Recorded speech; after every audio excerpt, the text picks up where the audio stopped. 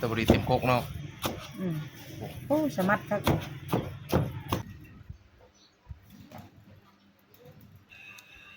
มัดแน่นๆ2 4 6 8 10 11ห่อนะ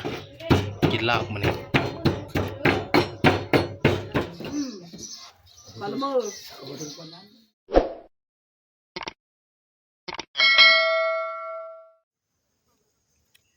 ทักทายสบายดีแล้วก็สวัสดีพ่อแม่พี่น้องปองปายเมื่อทุกคนติดตามต่อ EP 2นะทุกคนนะวันนี้ก็สิได้เอาซีนหมูนี่เมื่อบ้านก่อนเนาะเมื่อบ้านแบ่งกันลุงดาดแน่แล้วก็แบ่งกันพี่แบ่งน้องแน่แบ่งกันกินทุกคนเลยฝากไว้เดี๋ยวเทสโค้ก่อนเนี่ยตัวนี้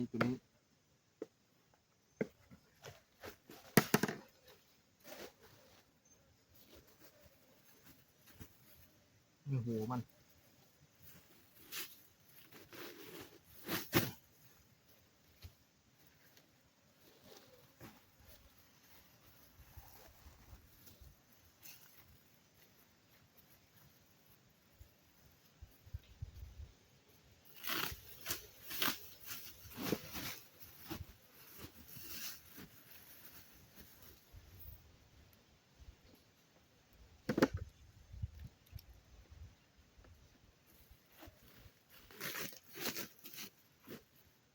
น้ำมัน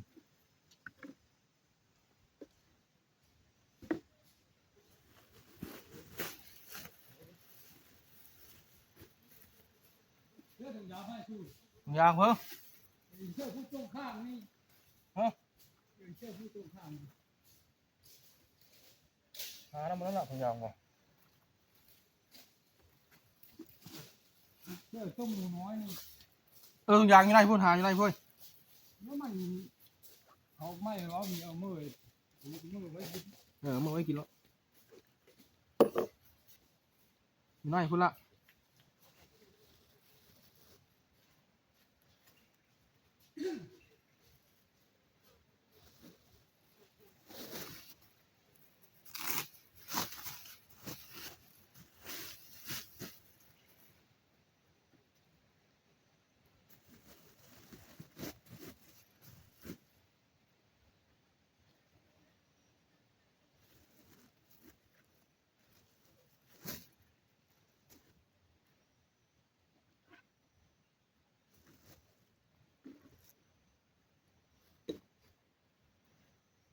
ตับมัน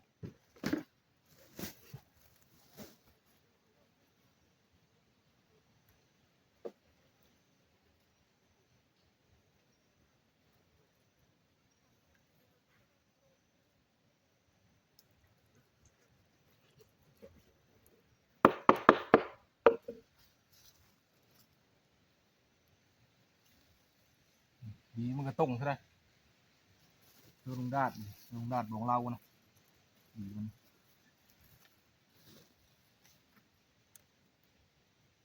กอดมันเอาหัวใจมัน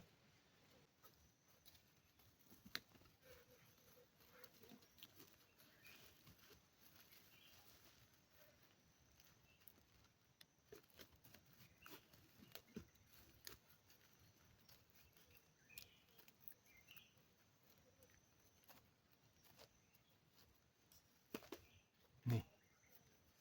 ตัวไตอยู่ประมาณพอซีนมันนี่เกือบ30 โลซีนมันพอซีนมันนี่นะ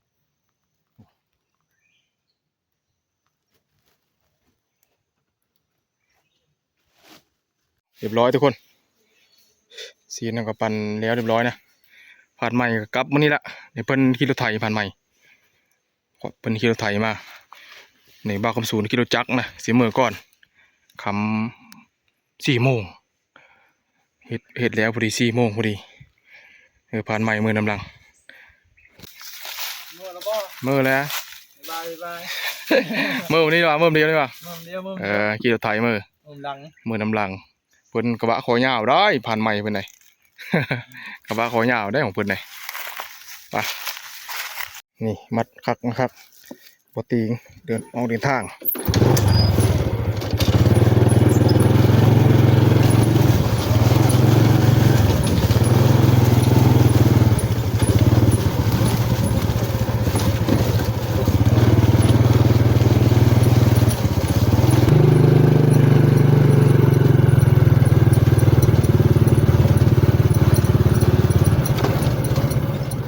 อดบ้านละ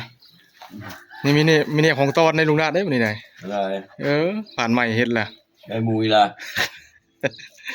สองช่อ เออ หวานนี่หมูน้อยตัวหนึงหวานนี่ วันหนึ่งบุญวันนี้ตัวนี้ ไป นะหมาหนู หมานนะไม่ได้เฮ็ดชกเล็กจำน้อยคนพูด เอ้านี่อยู่เปล่าพี่ แกดูนี่ ก็เลิกกูนะ แบ่งแล้วแล้วดอกใหญ่นี่นี่ทุกคนเอาไปเฮินลุงดาดเพิ่นก่อนเพิ่นเมาเพิ่นไม่ได้ไปครับพี่ กูมือเวะ เวหลายเนาะอยู่ในงานดองหลาย วันนี้ได้ตัวนึงวันนี้ได้อีกตัวนึง หม้อหูอีดอนอยู่พี่อีดอนเนาะพักดอนบ่อีดอนนี่ รอดมันรอดนะ ตัวการน่ะก็เมื่อวานพุ่นลุงนี่มาอยู่นำลุงดาดหมดขี้คร้านหนึงหมดนี่ ตัวนี้ได้เปิดบ้าน ตัวด่างนั่นก็อยู่บ้านพุ่นตัวด่างหมาใหม่อันนี้หมาพันธุ์ใหม่พุ่นนี่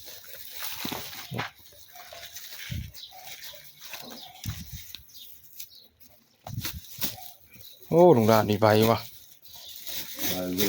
ตัวเวะผมจะไปแล้วมื้อนี้นะมัน เออ พอเท่ากูโซ่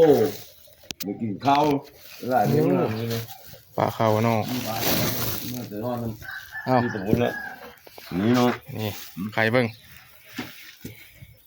มาแวะเฮินปลาแก้วนี้ มันจ้อยมันถือหลายมือลุงเอ้ย คืออะไรมูนะ โย ตายจะมีท่านตายเนาะ แข็งมันจนหาดเขาโก้ยอยู่หันแบ่ง แต่มันโกย เขาขาหนึ่งกับอันนั้นมันนี่แบ่งกับเจ้าขาหนึ่งกับมันเครื่องในมันจะได้พี่เครื่องในมันพี่นะ นี่มันมีสิฮะ มีแล้วแบ่งเอานี่เริ่มนึงเอาหมดเลยเหมือนกัน มีเอาตัวเล็ก มีเยอะไปเลยเนาะ เครื่องทองมาต้มกินบ้านนี้ได้ตัวหนึ่ง ในตัวหนึ่งหวานนี่ เจาะหนึ่ง ฮะ เจาะหนึ่งวันนี่นะ น้อยๆนะหมูลูกมันหวานนี่วันนี้มันโทรมาแต่เช้าวันประมาณตอน10 โมงนี่แหละโทรมาได้มีอาการนะได้มาได้เหยียบแล้วหวานนี่ตัวซอยแล้วแล้วก็มีหวาน ตอนนี้คือเชื่อมันเนาะ ที่เราเอาทุกอย่าง จะไปทงเนาะ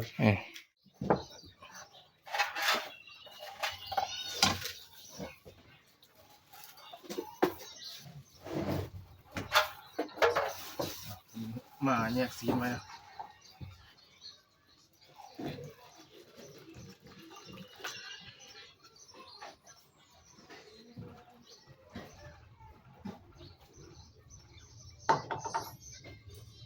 บอกđi mình nói đi đây là ngang thế dạ em mình nói qua mình nói là chậm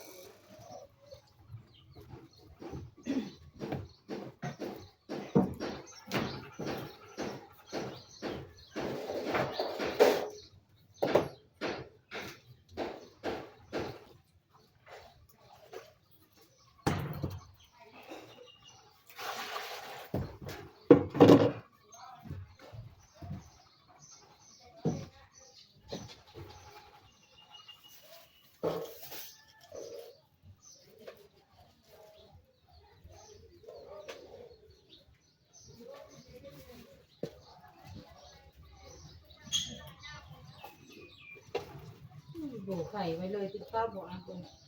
cái đấy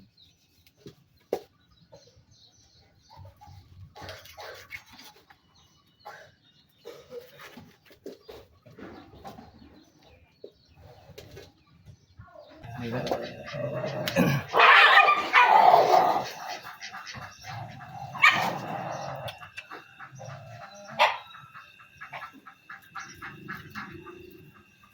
เพื่อนกินเนื้อมาครบเดียว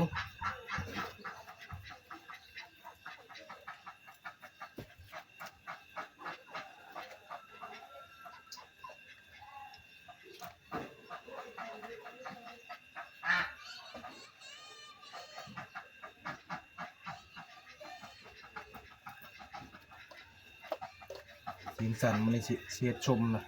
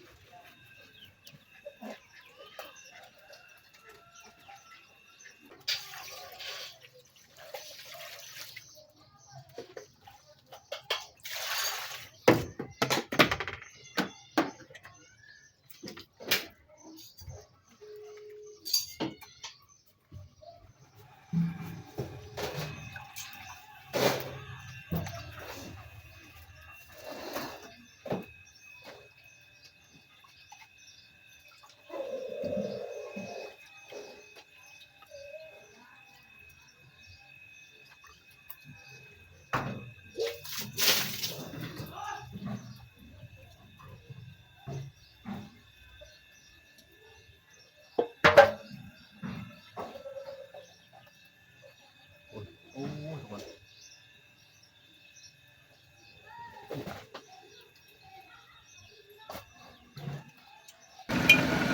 อันนี้ซีนมัน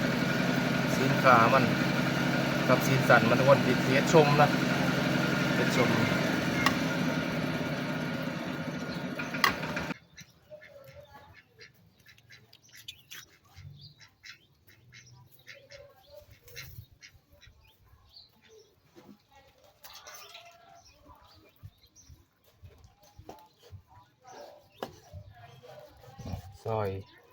ซอยก่อนยังพักนะ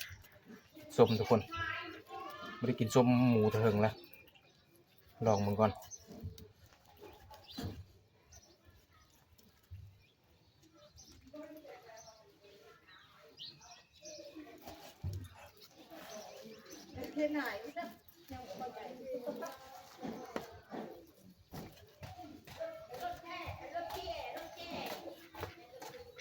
เฮ้ยได้ไปกล่องเพิ่มมาเอาอีก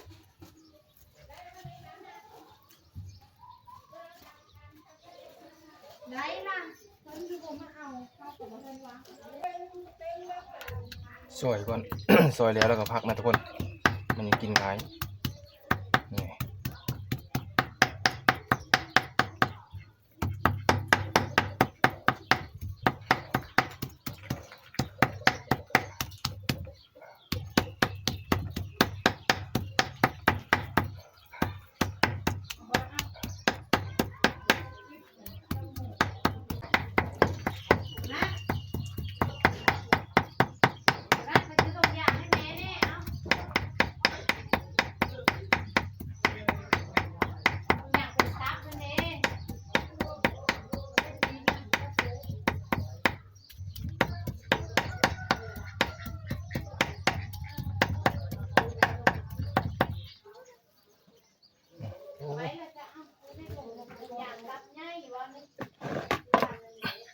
พอคำจูนเพิ่นเฮ็ดน้อยเพิ่นพี่น้องเอ้ย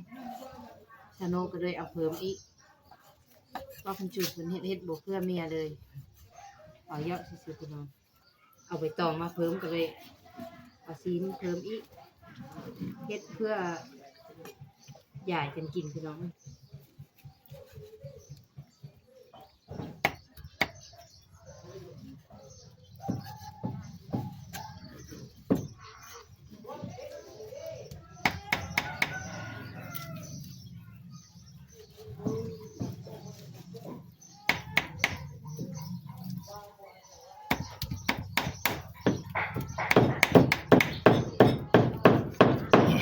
อยากให้แน่ขายแน่เลย ขายน้ำมกน้ำมันหัวละ3,000กินหมูป้าหายากเนาะ หัวหนึงเลย ขนาดส้มธรรมดาให้หัวหนึง15หมูธรรมดา 3,000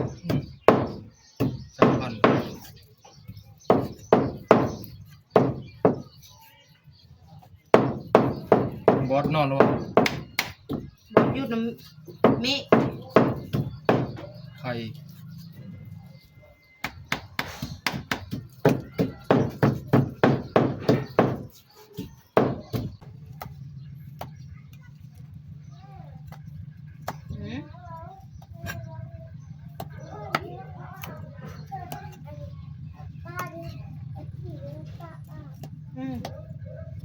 สิบ่พักคือมาเฮ้อคนเรามาคนทำความเราเว้า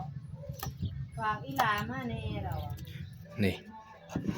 พักแล้วเรียบร้อยคัดแล้วเรียบร้อยนะวันนี้มีแต่ปุ่งทุกคน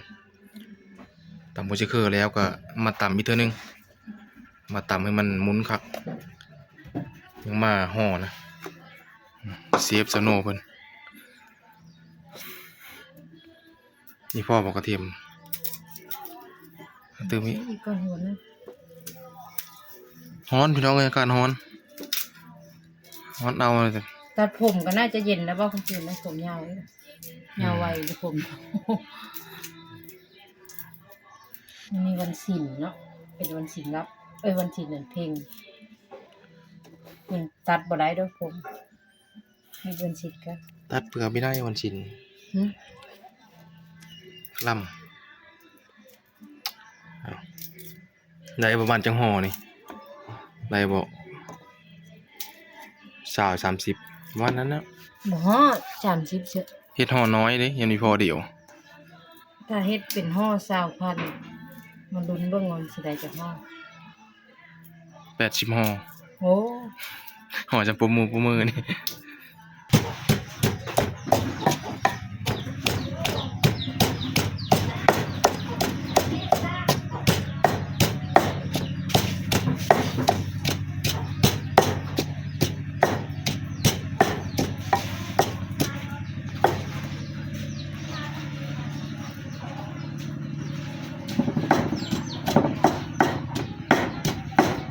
สภาพแมคโครก็เฮือไหลไข่ย้อย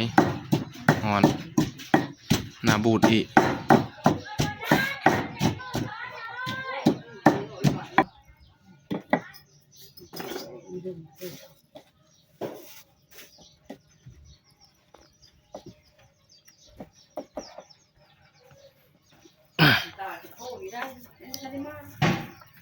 งั้นเฮาจังว่าเฮ็ดอันซีนมันเฮ็ดแบ่งไว้ ชมมันฮู้ตู้ที่ได้ มามื้อนี้แล้วกันมาทีนี้ใส่ผงนัวลงไปแล้วบ้วงนึงพี่น้องดื่มให้เบาคำสูนท้ายบัดนี้ใส่อีกพอแล้วเนาะนัวอยู่แล้วใส่เกลือไป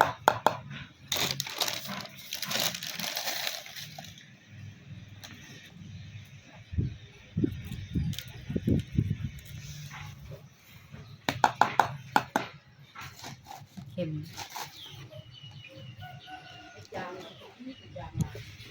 พอเกลือนะพอดีเนาะเกลือชิเลอร์มีพ่ออะไรพ่อเกลืออะไรนะ ฮะ เกลือ ใส่ นะ แล้วไรจองเกลือแล้วไร ซิมเบิ้งเท่านั้นนะ แล้วจะ มัน ชิ แล้ ม ว เอา ชิมเบิ้ง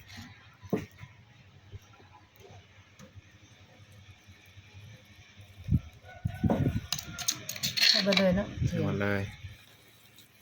พันตำลูกเชอร์เขาเริ่มล้างมันจะเหนียวได้ บ่มันสิบ่ข้าวเดียวเฮาอยากให้ข้าวหนึงไปทั่วถึงเพราะว่าคันบ่มีข้าวมันก็บ่เป็นส้ม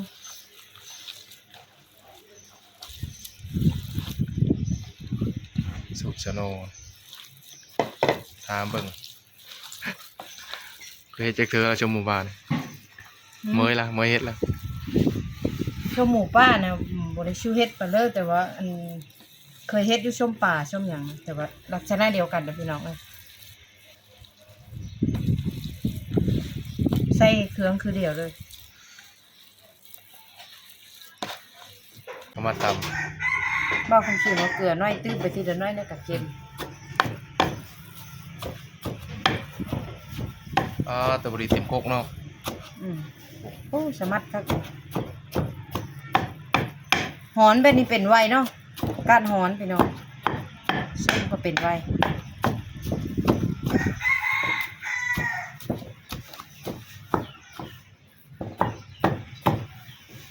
โอ้ ซิมมาก่อนเริ่มชโน เฮียเลยเสียดายน้ำนัวมัน ที่มือล้วนซิมดูนะเซฟซิมมาก่อนเสิร์นกัดกระเพาะเพชรดิบ อย่างนี้ เลือกเลย นอนแล้วเนาะ เพราะมันพ่อเปลือกมันยัง พอแบบ เห็นไหม อีกวันหนึงเนาะพอได้ไหมต้องต่ำให้มันทั่วแล้วไปต่ำทั่วกับบอนเค็มบอนจาง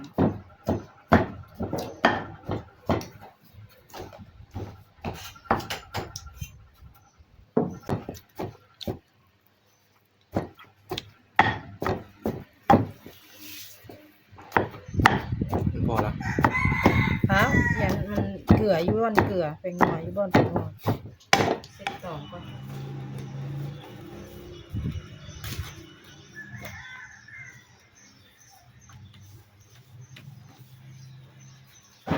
เสร็จใบตองก็พี่น้องเอ้ยยันมันฮัดเฮ็ดคักๆก่อน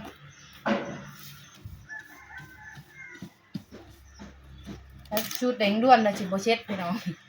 ในสูตรอันนี้แดงด้วนสูตรให้เป็นคักเสร็จก่อน โอ้ต้องสโนว์ตับสมัดออนตอนพอดีแล้วผมเนาะ10เมืองแซ่บละ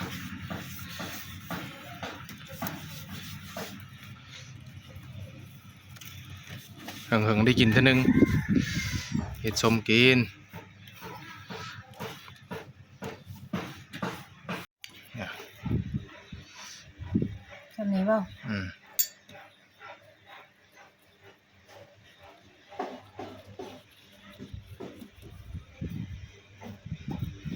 ใส่กระโตกนี่ เดี๋ยวติดต่อมาแล้วก็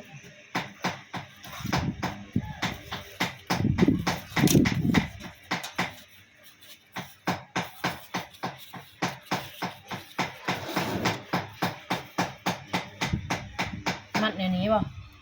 มัดในนี้เปล่า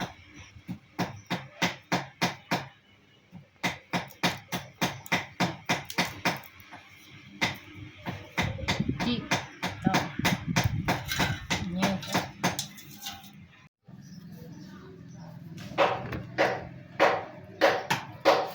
เข้าน้ำก็ได้เลย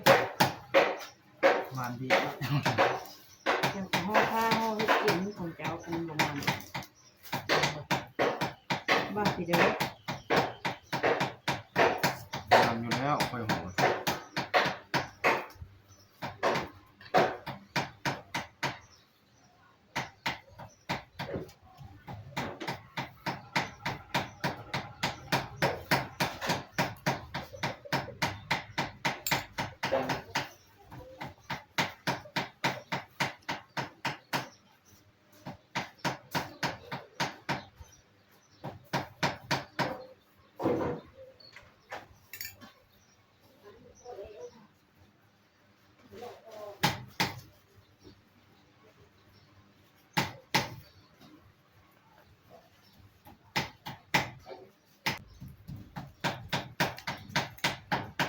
บวงามไปเลย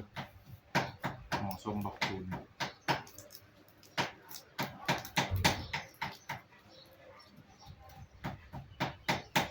หมอนี้งามนะเห็นแซ่บมันรสชาติแซ่บแล้วพอ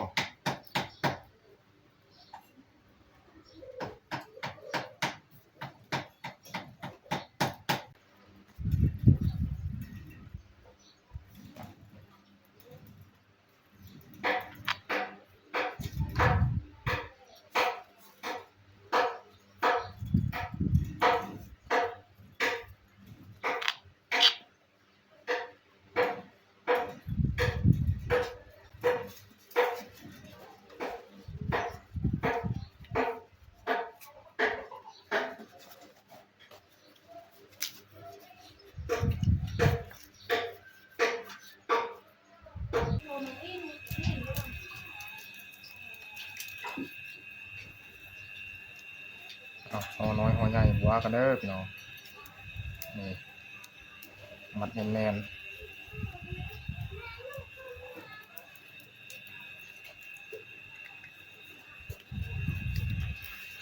ห่อสมบักคำสูน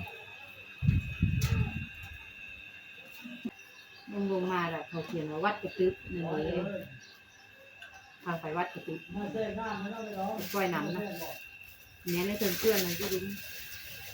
เรื่องมันเฮ็ดเนาะ มันหมุนเข้าให้เลยค่ะ มัน แต่ก็พายุท้อนะออกบ่ได้เล็กน้อย ก็เขารอดไปรอดมาฮะ ซอยกันบ่ได้ว่าแล้วก็เขาเข้าไปหั่น เฮาหัดท้อมันตายแล้วนะ มีเรื่อยๆบ้านค่อยในจุดนั้นตายมันมีน้ำใหญ่มันเลือกมันใหญ่บ่ดำไรกับอุบัติเหตุ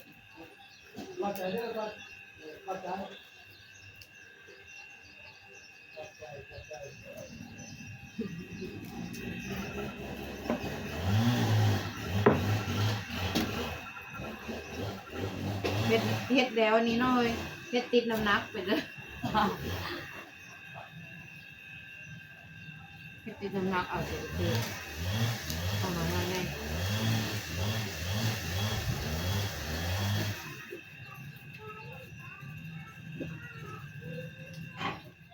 นี่ทุกคนได้อยู่2 4 6 8 10 11ห่อนะแล้วก็เขาเจ้ามาซื้อกินนี่ก็3ห่อนี่ก็ทามันเป็นแล้วก็ยังกินน้ำอื่นพุ่นละประมาณ2 มื้อมันยังเป็นนะนี่แม่เพิ่นเฮ็ดลาบสุก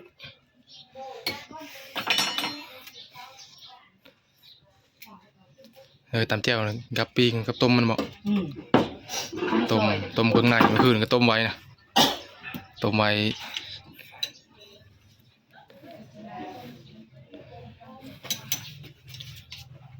นี่กินลาบมันนี่ พูดบักน็อตเตือนนะบักน็อต ดีแล้วบอกใครนั่นดีแล้วบ่ บอสดีแน่ ดีแล้วบอกใครนี่ว้า มันก็เอิ้นบักน็อตแต่ก็บักบอสไป เหี่ยมอยู่บ่ 4 เดือน4 เดือน เส เต็ ร็ ม จกระโตเขากินยาแล้ว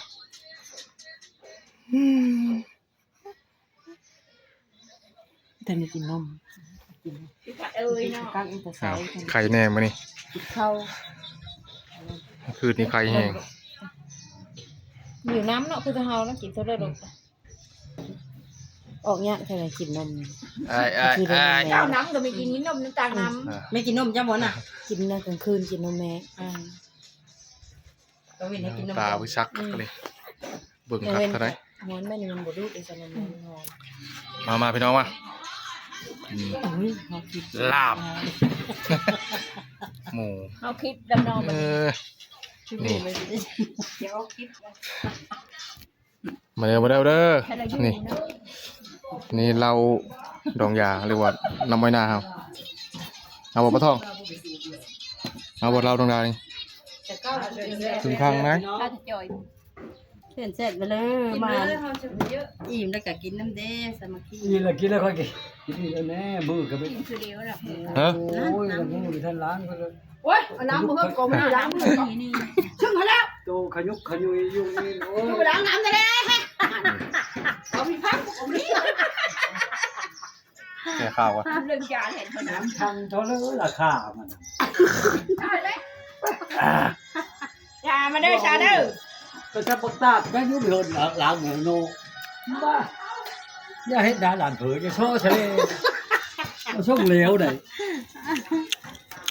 ต้องมีเอากันเลย บำรุงสุขภาพและทรงผม โอเคโชคดีได้โชคดีจ้อยตัวเดียวจ้อยตัวเดียวหาบ่มี นี่ นี่เด้อนำล้างมือแล้วเข้าใจเพิ่มมัดใด ทุกตัวเราชื่อจะบอกมาน่ะ 55,000 5,000บ่ 50,000 อยู่เชอร์ชิลเจ้านะต่างประเทศนะพลเขาเฮ็ดโลดลงนี่ เชื่อค่อยดูบ่โอ้ก้อยเลย กิน ก็เห็นเย็นเหล้านี่เขาก็ขอคักละ ก็ขายมาก หลายคนเห็นคำว่าจ้อยตัวนี้หลายคนเห็น มาก จังเป็น เท่าเลยมาบอก มา โอ้เขาเห็นแล้วว่า เอ ฉัน อเห็นแล้ว FC แล้ว สี่ลาย เย็นไหม มาทุกคน ช่วยเด้อเห็นแท้ มาเชื่อปะ เด้อกินเด้อ เอามาหา บายองบ่เนี่ยอันนี้บายองบ่ ของแท้แล้วนะ ของแท้บาย แค่ข้าว ของน้อยรถตะเปกเนาะ ครบทุก เพื่อสุขภาพและสังคม คอมนี่สมคอม นี่อืม ทำได้สมกัน บ่คือนะท่านดูเบิ่งนะ เนี่ยพักอ่ะพัก อันนี้มันคือ พักอีเลิศแล้วครับ บ่คือนะจูมันจะบอก มาเลยนะ ลายได้สิหมุนว่าบ่ลายเด้เฮ็ดลาบตอนนึงนี่เต็มในถ้วยตอนนึงบ่กินบ่เบิด3คนกินบ่เบิด พวกนี้เยอะว่ะ ต้องกินแล้ว ที่เลิก ยังบ่ได้กินข้าวซอตะปานนี้ ลูก โอ้11 โมงพุ่นกิน เขาจะกดแล้วชาวบ้านจะนอนก่อน มะนาวเฮ็ดนี่เสื้อลาบนั่นแล้วเห็นละ ขึ้นรถ เสื้อมาเกาะแม่หลับหมูป่าน่ะเด้มาเกาะอยู่เฮือนน่ะหลายยังน่ะ เสื้อมะนาวเสื้อถ้วยนี้ยังมีผู้มา มันมีเห็นอยู่วัน หมูมาถุงนึงประวัน ยังมีผู้เยอะ นี่ก็เขาว่านี่ก็เสียอยู่ สมัยก็ ผมไปช่วยคนจะเคย มาให้ก่อยบอกอีก คนการประกันจะไหน หลับก่อนนะแซ่บกว่านั่นคือ ยืมมือว่างก็ไปประกัน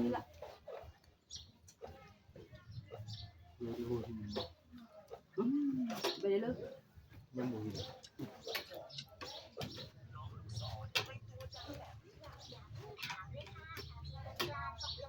เขาก็เป็นมาว่ามันกิน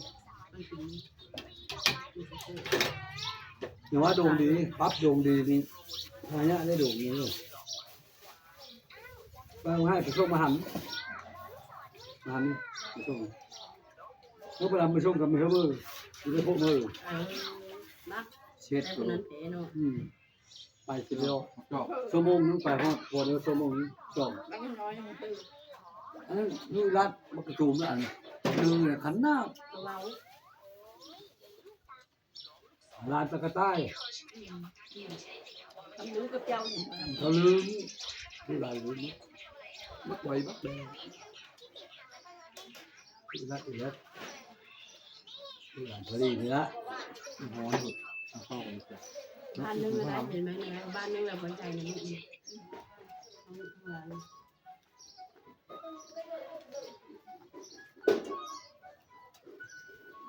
ไปแล้วแม่มันเชิญลานสาวที่กับที่ลานมาพอดีลานตอนนั้นลูกอีกลูกอีกลานมาแต่อัตตะปือ คุณนี่มา ต่อดวงดีก็จูมาตั้งตะปือหมูต้มมาตั้งตะปือกินกันอย่างนี้ ต่อยให้เราคนใหญ่แล้ว ได้แล้ว ต่อยให้เราคนใหญ่แล้วเตรียมทำนี่ก็ได้แล้วเด็กเด็กชอบกินชงเชื้อ